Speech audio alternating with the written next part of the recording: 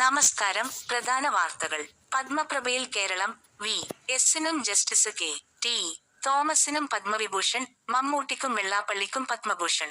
ന്യൂഡൽഹി. 77ാം റിപ്പബ്ലിക് ദിനത്തിന്റെ നിറവിൽ രാജ്യം പ്രഖ്യാപിച്ച പത്മ പുരസ്കാരങ്ങളിൽ കേരളത്തിന് അഭിമാനകരമായ നേട്ടം. ജനനായകൻ വി. എസ്. അച്യുതാനന്ദന് മരണാനന്തര ബഹുമതിയായി രാജ്യത്തെ രണ്ടാമത്തെ ഉയർന്ന സിവിലിയൻ ബഹുമതിയായ പത്മവിഭൂഷൺ പ്രഖ്യാപിച്ചു. പ്രമുഖ നിയമജ്ഞൻ ജസ്റ്റിസ് കെ. ടി. തോമസും പത്മവിഭൂഷണിന് അർഹനായി. മലയാളത്തിന്റെ പ്രിയനടൻ Mammootty, S. N. D. P Yogam general secretary Vellappally Natesan എന്നിവർക്ക് പത്മഭൂഷൺ പുരസ്കാരം ലഭിച്ചു. രാഷ്ട്രപതി ദ്രൗപദി മുർമു ഔദ്യോഗികമായി പ്രഖ്യാപിച്ച ഈ പുരസ്കാരങ്ങൾ വരും മാസങ്ങളിൽ രാഷ്ട്രപതി ഭവനിൽ നടക്കുന്ന ചടങ്ങിൽ വിതരണം ചെയ്യും. വിട പറഞ്ഞ ജനനായകന് രാജ്യത്തിന്റെ പ്രണാമം. മലയാളി മനസ്സുകളിൽ ഇന്നും ജ്വലിച്ചു നിൽക്കുന്ന ഓർമ്മയായ വി. എസ്.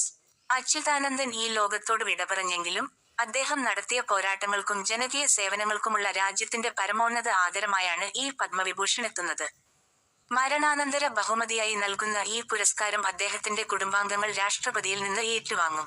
എന്താണ് പത്മ പുരസ്കാരങ്ങൾ? വിവിധ മേഖലകളിൽ അസാധാരണമായ സേവനം കാഴ്ചവെക്കുന്ന പൗരന്മാർക്ക് ഭാരത സർക്കാർ നൽകുന്ന ഉന്നത ബഹുമതികളാണ് പത്മ പുരസ്കാരങ്ങൾ. ഇവ 3 വിഭാഗങ്ങളിലായാണ് നൽകപ്പെടുന്നത്. പത്മവിഭൂഷൺ, അസാധാരണവും വിശിഷ്ടവുമായ സേവനത്തിന്. പത്മഭൂഷൺ, ഉന്നത നിലവാരത്തിലുള്ള വിശിഷ്ട സേവനത്തിന്. പത്മശ്രീ, ഏത് മേഖലയിലുമുള്ള വിശിഷ്ട സേവനത്തിന്. പുരസ്കാര നിറവിൽ മമ്മൂട്ടിയും വെള്ളാപ്പള്ളിയും. അരനൂറ്റാണ്ടുകാലം കലാലോകത്തിന് നൽകിയ സമഗ്ര സംഭാവനകൾ മുൻനിർത്തിയാണ് മമ്മൂട്ടിയെ പത്മഭൂഷൺ നൽകി രാജ്യം ആദരിക്കുന്നത്. വാർത്ത പുറത്തുവന്നതിന് പിന്നാലെ മോഹൻലാൽ, കമൽ ഹാസൻ തുടങ്ങിയ പ്രതിഭകൾ അദ്ദേഹത്തെ അഭിനന്ദിച്ചു. സാമൂഹിക പരിഷ്കരണ രംഗത്തെ പ്രവർത്തനങ്ങളാണ് വെള്ളാപ്പള്ളി നടേശനെ പുരസ്കാരത്തിന് അർഹനാക്കിയത്. ചടങ്ങ് രാഷ്ട്രപതി ഭവനിൽ. എല്ലാ വർഷവും റിപ്പബ്ലിക് ദിനത്തോടനുബന്ധിച്ചാണ് പുരസ്കാരങ്ങൾ പ്രഖ്യാപിക്കുന്നത്.